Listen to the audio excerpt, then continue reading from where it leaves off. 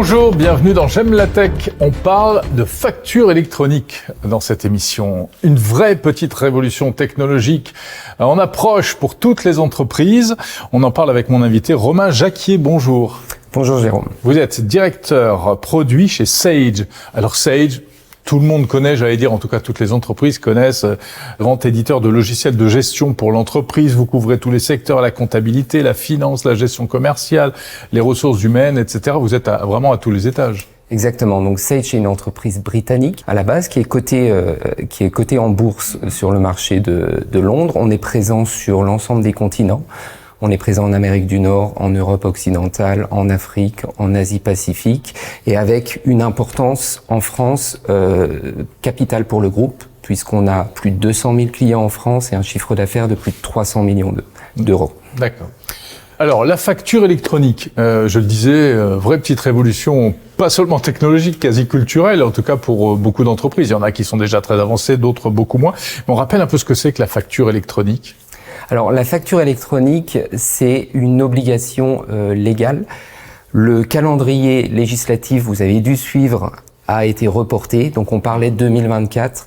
On parle maintenant de 2027 pour la généralisation à toutes les entreprises et une étape en 2026 pour les ETI, obligation d'émission et en parallèle, obligation de réception pour toutes les entreprises. Donc dématérialisation complète, c'est ça que ça veut dire, qui passeront par des intermédiaires, et notamment des intermédiaires certifiés, et vous espérez d'ailleurs être l'un de ces intermédiaires.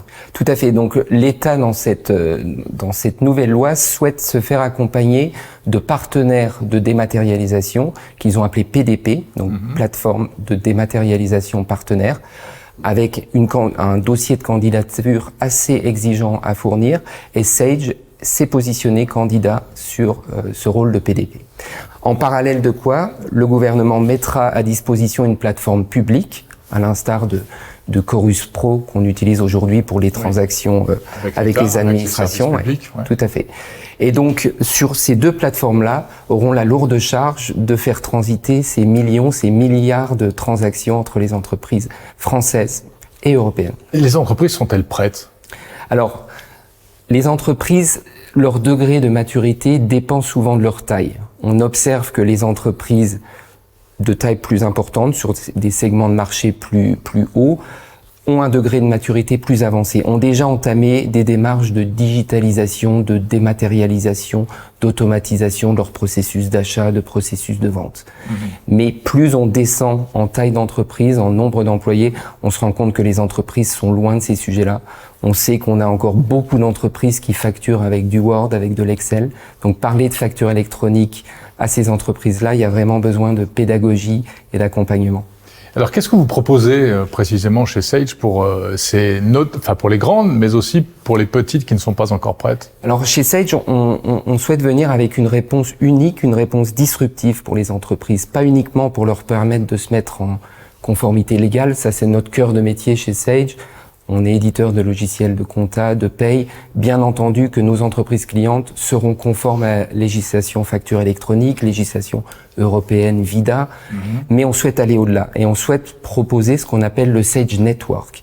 Et en fait, on a vraiment un alignement de planètes parce qu'on a ce cadre législatif européen, français, qui vient au même moment d'une tendance de digitalisation des entreprises beaucoup plus avancée. Et on ajoute à ça les dimensions d'intelligence artificielle qui viennent aussi dématérialiser, rajouter de l'intelligence, de l'automatisation, de la robotisation dans les flux d'entreprise. Donc c'est le bon moment de venir avec une réponse unique qui garantira la conformité légale, la connexion au PPF, au PDP que j'évoquais, mais qui souhaite aller beaucoup plus loin. On souhaite mettre en place un workflow inter-entreprise, par exemple.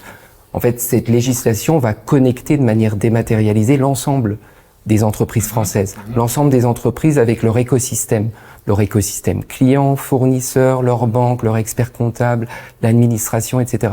Donc on veut créer un réseau de confiance des entreprises. Alors quelles sont vos spécificités en matière de facture électronique dans ce contexte? On comprend qu'il est finalement assez concurrentiel. Oui, tout à fait. Donc nous, on vient avec une proposition, comme je vous disais, le Sage Network, qu'on estime disruptive. On a une position déjà européenne. On va se positionner en tant que PDP européenne. On va créer ce réseau digital de confiance. Sage a la chance aussi d'être historiquement un éditeur de solutions de comptabilité, de gestion. Donc on a cette historique d'apporter la conformité légale à nos clients. Oui, on va donc logique finalement dans tout ça. Exactement, c'est notre continuité. On a accompagné nos clients pendant 40 ans sur des sujets de législation comme ça, donc on continue. On a en plus ce statut naturel d'OD, d'opérateur de dématérialisation, du fait qu'on émet des factures. On est présent en début de chaîne, on a les logiciels de comptabilité, donc on est présent en bout de chaîne, on a des écritures comptables qu'on transfère en déclaration fiscale, et notre rôle de PDP nous positionne en fait sur le milieu de la chaîne, à l'intersection de l'ensemble des transactions sur lesquelles on va pouvoir capter de la data, faire tourner de l'intelligence artificielle, apporter des services d'automatisation à valeur et ouvrir cette plateforme en API public de manière à construire aussi une communauté de développeurs et un écosystème d'apps. D'accord.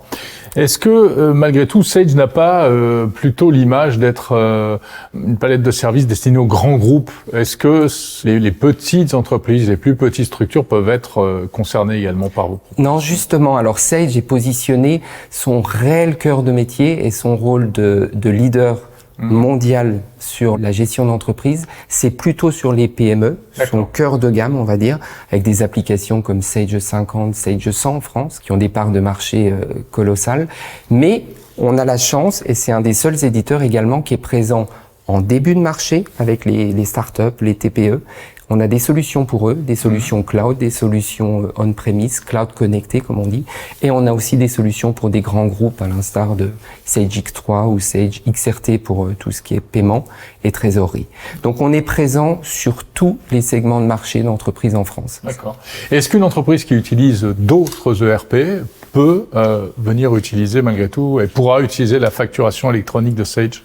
Alors bien entendu, ce rôle de PDP sera important pour l'écosystème d'entreprise puisque toute entreprise, au moment de l'entrée en vigueur de la loi, devra se positionner sur son choix de plateforme préférentielle. Donc soit ils optent pour la plateforme publique, la PPF, auquel cas tous leurs flux transiteront sur cette plateforme-là, comme Chorus, ou ils font le choix d'une PDP, donc acteur privé.